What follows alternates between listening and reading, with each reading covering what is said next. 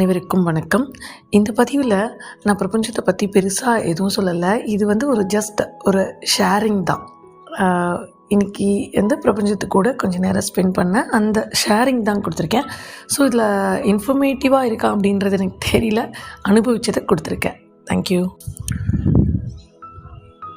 இப்போது இந்த பதிவை நான்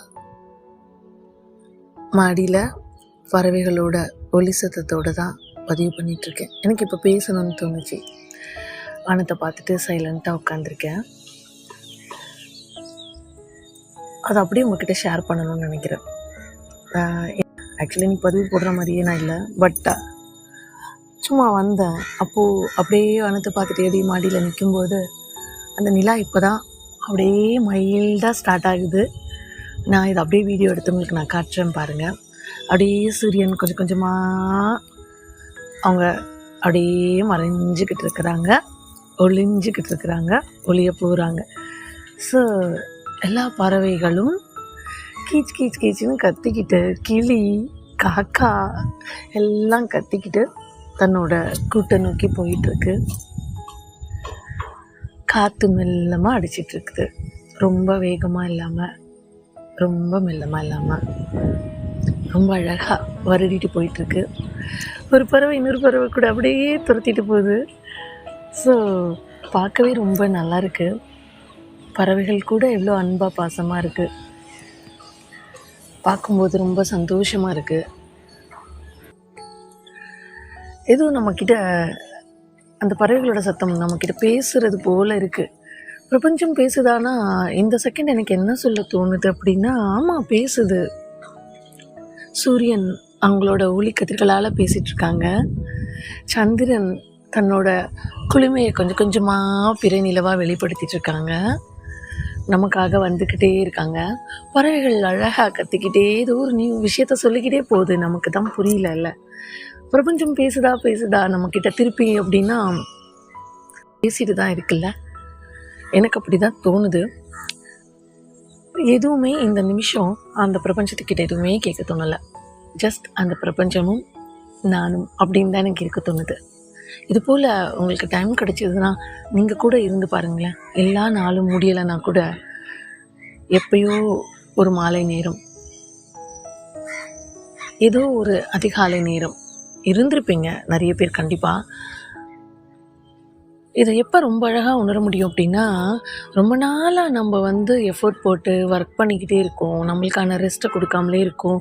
அப்படி இருந்துகிட்டே இருக்கும்போது சடனாக ஒரு நாள் ஒரு சின்ன கேப் கிடச்சிது.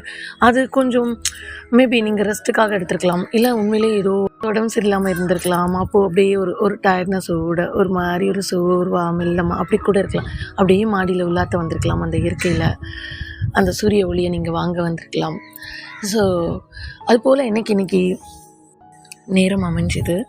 நானும் எதிர்பார்க்கல, சும்மா கேஷுவலாக தான் இந்த பதிவு கொடுக்குறேன். ஏன்னா இந்த சந்தோஷம் அப்படியே நீங்களும் ஷேர் பண்ணணும். இந்த பிரபஞ்சம், ஏன்னா நிறைய பேர் கேட்குறீங்களா, பிரபஞ்சம் நம்மக்கிட்ட திருப்பி பேசுதா, அறிகுறிகள் சொல்லுங்கள், அப்படி இப்படி. சயின்ஸ் எப்போதும் பிரபஞ்சம் கொடுத்துட்டு தான் இருக்குது. நம்ம எதெல்லாம் சயின்ஸாக எடுத்துக்கிறோம், அதாவது அது கொடுக்குற சிக்னல்ஸாக எடுத்துக்கிறோம் அப்படின்றது நம்மக்கிட்ட தான் இருக்குது. இந்த பறவைகள் ஒளியை கூட நீங்கள் சிக்னலாக எடுத்துக்கலாம். இந்த சூரிய கதிர்களை கூட நீங்கள் சிக்னலாக எடுத்துக்கலாம். என்னங்க இது எல்லாருக்கும் தானே கிடைக்கிது. பறவை சவுண்டு எல்லாருக்கும் கேட்குது, சூரிய ஒளி எல்லாருக்கும் தான் கிடைக்கிது அப்படின்னா, இது உணர்ந்து பார்க்கும்போது புரியும். அந்த எல்லாருக்கும் கிடைக்கிற ஒளியை எல்லாரும் கவனிக்கிறாங்களா? பறவைகள் சவுண்டை எத்தனை பேர் கவனிக்கிறாங்க? அங்கே தான் விஷயமே இருக்குது. இந்த தென்றல் காற்றை எத்தனை பேர் உணர்ந்து அதை அனுபவிக்கிறாங்க? அப்போது ஒரு சிலரால் தானே அது முடியுது. அவங்களுக்கு நேரமும் கிடைச்சி ஒரு சிலருக்கு அதை அனுபவிக்கக்கூடிய அந்த உணர்வும் வந்தால் மட்டும்தான் இதை உணர முடியும். அப்போது பிரபஞ்சம் உங்ககிட்ட மட்டும்தான் பேசுதுன்னு உங்களுக்கு புரியும். எல்லாருக்கும் கிடைச்சிட்டு இருக்குது. ஆனால் உணர்றது அப்படிங்கிறது ஒரு சில பேரால் தான் உணர்ந்துட்டு இருக்க முடியுது. இன்னும் ஒரு சிலர் உணரலாம், அதுக்கான நேரத்தை கொடுக்கறதுக்கு அவங்களுக்கு டைம் இருக்க மாட்டேங்குதுன்றது தான் சொல்கிறாங்க. அவங்களுக்கும் கண்டிப்பாக ஒரு நாள் அந்த அனுபவம் கிடைக்கணும், கண்டிப்பாக கிடைக்கணும். நம்மளும் ப்ரேயர் பண்ணிப்போம். ஸோ இந்த வேலண்டைன்ஸ் டேயில் எனக்கு இது ரொம்ப ஒரு சந்தோஷமான டைமாக கிடச்சிது. அஃப்கோர்ஸ் நிறைய ஒர்க்கு இருந்தது. எனக்கு கொஞ்சம் உடம்பும் கொஞ்சம் அப்படி டல்லாக இருந்துச்சு. பட் இப்போ ஓகே சூப்பராக இருக்குது. மேலே வந்தோடனே அந்த சூரிய ஒளியும் இந்த இந்த சின்ன வானத்தையும் இந்த நிலவையும் ஒரு சின்ன ஏரோப்ளேன் போயிட்டுருக்கு அப்படி அதெல்லாம் பார்க்கும்போது எனக்கு ரொம்ப சந்தோஷமாக இருந்தது. அப்படியே உங்ககிட்ட ஷேர் பண்ணிட்டேன். ஸோ பிரபஞ்சம் நேசிக்குதா அப்படின்னா கண்டிப்பாக நேசிச்சுட்டே இருக்குங்கிறத உணர்த்துது. இந்த சந்தோஷம் இந்த செகண்ட் என்னை பிரிஸ்காக ஆக்கி விட்டுச்சு பாருங்கள். ஒரு மாதிரி வந்தேன், பட் ரொம்ப சந்தோஷமாக ஹாப்பியாக மாற்றி விட்டுருச்சு. ரொம்ப ஹாப்பியாக இருக்குது. ஸோ அன்பை காட்டுங்க, அன்பை வெளிப்படுத்துங்க, அன்பை சொல்ல தயங்காதீங்க, சந்தோஷத்தை கொடுங்க. ஐ லவ் யூன்ற வேர்டை உங்கள் அம்மா கிட்ட, அப்பா கிட்ட, யார்கிட்ட யூஸ் பண்ணணுமோ அவங்க கிட்டெல்லாம் கரெக்டாக யூஸ் பண்ணுங்கள். தேவையில்லாத இடத்துல யூஸ் பண்ணி மாட்டிக்காதீங்க. வாய் திறந்த அந்த அன்பை சொல்லி அந்த வார்த்தைகளால் வெளிப்படுத்துங்க. பரிசு பொருட்களால் உங்கள் அன்பானவங்களை சந்தோஷப்படுத்துங்க.